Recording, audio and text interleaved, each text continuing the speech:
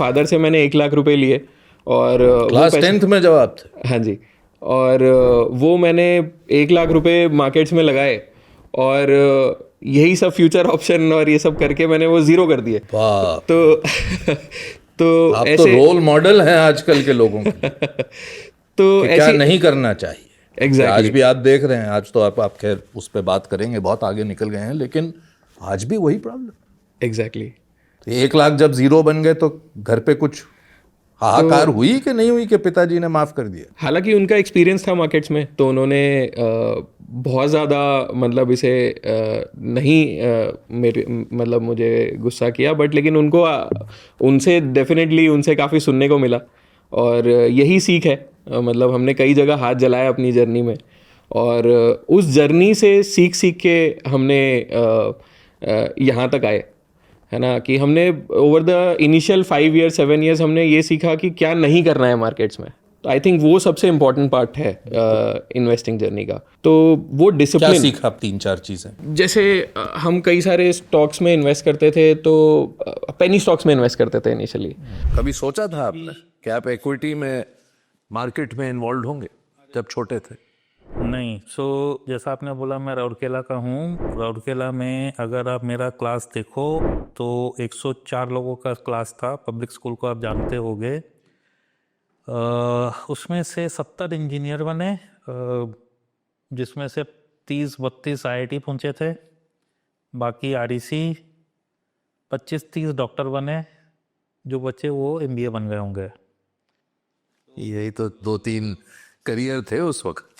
Township में basically बच्चों को 2 ही चीज़ आती थी कि पापा लोग को ही देखा था, या तो इंजीनियर होते थे या डॉक्टर होते थे। So that used to be the thought process. और ईस्ट में थोड़ा ज़्यादा रुझान है सबका, what everybody became. Incidentally, my dad was amongst the first to do an MBA while he was working for Steel Authority long back, and somehow he understood कि इसकी कुछ वैल्यू होती है। तो मैंने एक एग्ज़ाम दिया था कैट का, बिना पढ़े बिना वो कुछ किए, क्योंकि 92 में नौकरी लग गई थी। 92 में नौकरियां मिलती नहीं थी। आई हैड गॉट 2, तो वो एक सेफ्टी था, उसको छोड़ के मैं आगे कुछ क्यों करूं। तो बहरहाल I had written that exam because I think dad really wanted, बिना प्रिपरेशन के। तो मेरा उसमें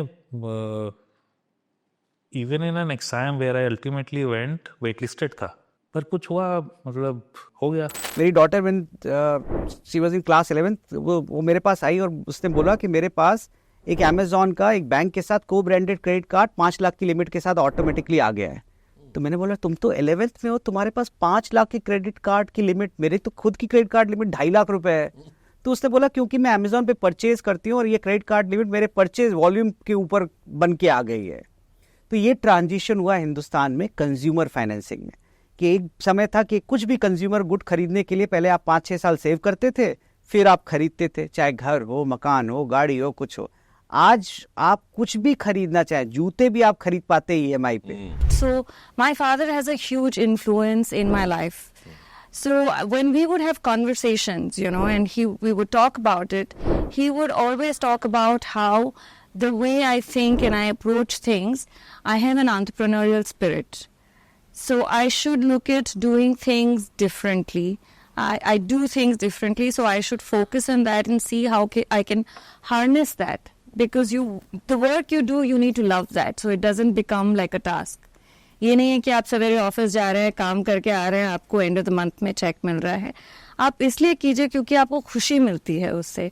So I think that is what was sown at that stage in my life.